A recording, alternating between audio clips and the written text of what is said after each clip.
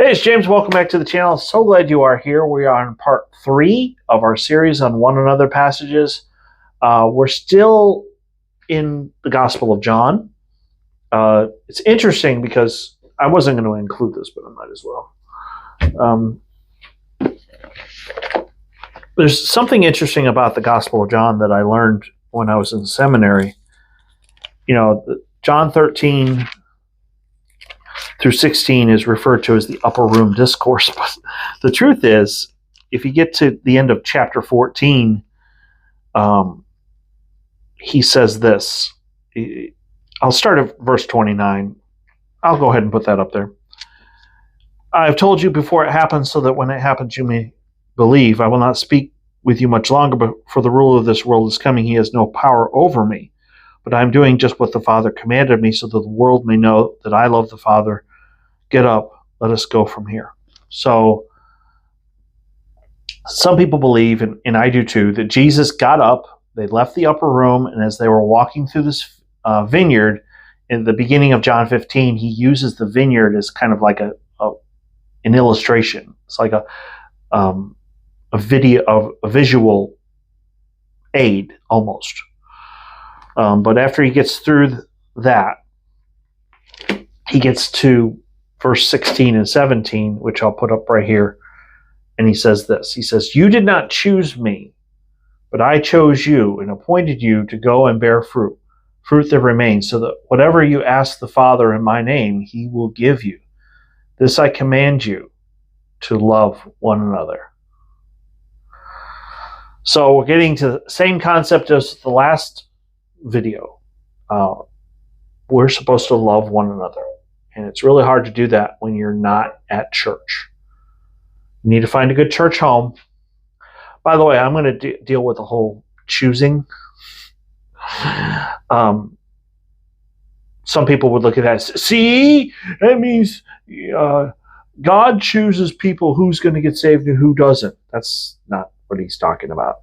He chose these 12 to be his apostles. So, is not affirming Calvinism here, okay? Jesus chose these 12 specifically to be his apostles. Yes, including Judas, who betrayed him.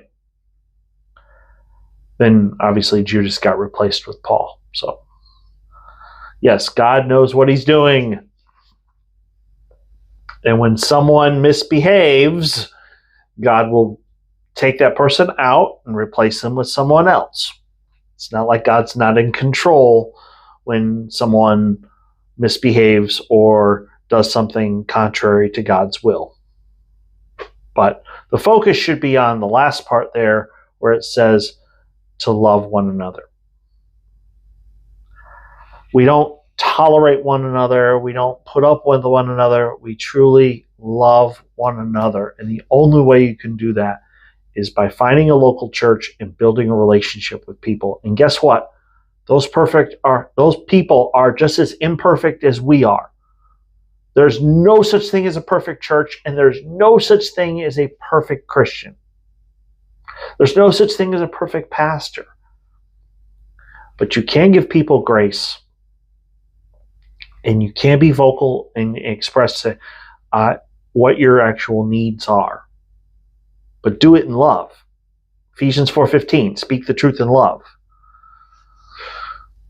And love one another. If more Christians would love one another, I guarantee you people outside the church would want what we have. So, if you are new, please hit like and subscribe. I do want to thank you for being here. The simple fact that you are here tells me you want to grow spiritually. I think that's awesome. This series is going to go on for a while. And I would encourage you to check in each day and I'm going to keep the videos to less than 5 minutes apiece. And the point of that is I want you to hear an encouraging word so it'll build you up in your faith and send you out into the world so you can love other people and really be a great example of what a Christian is. So, thank you so much for watching, and I will see you tomorrow.